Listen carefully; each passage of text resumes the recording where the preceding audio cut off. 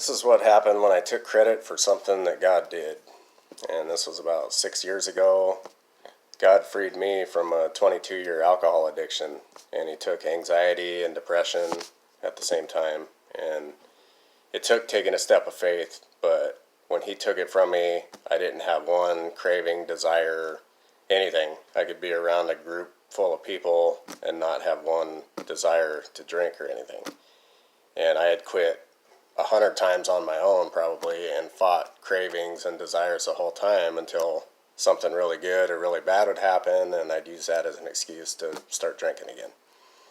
And about 4 months after this happened, I worked construction at the time, and everybody would stand around in a group before work and around in a circle and talk about, the weekend or fishing or the job or whatever. And some of the guys started asking me about it. They asked me if I quit drinking. They said there was something different about me. I wasn't going out and stuff with them. And I don't like being the focus of attention. I don't like speaking in front of a group. And I know I was going to get some crap for saying God freed me from this. I was going to get made fun of and stuff. So I wasn't going to do that. So I decided to take the credit for it and say, yeah, I quit drinking 4 months ago and, blah, blah, blah. And so I felt really guilty about it too. But the worst part was after work that day, all the cravings and desires came back as bad as they had ever been. And I found myself in a gas station parking lot, and I was holding the steering wheel shaking, trying not to go in and buy beer, and gave into it, went in and bought beer, and I went on a 3-day bender. And I called my ex-girlfriend up, and we hooked up for the weekend, and I guess I figured I'd already screwed up, so I might as well go all out. And so Sunday rolled around, and I really didn't want to go to church, but usually, in my experience, the services I really don't want to go to, those are the ones I really should go to. I get the most out of them, and there's usually a message for me in those. And so this one, this service was about addictions that God had freed people from. And people were getting up saying, God freed me from meth addiction, from heroin addiction, alcohol addiction. And I was just feeling like I wanted to crawl under my seat. Here, God had just freed me from 22 years of alcohol addiction, and I had betrayed Him. I had been on a bender. And so after the service, the pastor's praying us out, and he said, God's telling me there's somebody here that's hanging on to something very dangerous for him.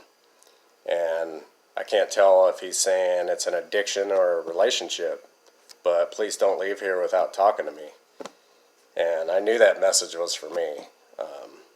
And He wasn't just one to say that, hoping there was somebody there that happened to, I'd been going to that church for 20 plus years, and I'd never heard Him. I mean, maybe He had before, but I couldn't remember Him ever giving a message from God like that at the end. And so, anyway, I'm sitting there, and I'm still hoping that message was for somebody else. So I'm sitting there in my seat, the room's clearing out, and I don't see anybody going up and talking to him. And the room's almost empty, and finally I got the courage up. I went up, and I said, hey, I think that message was for me.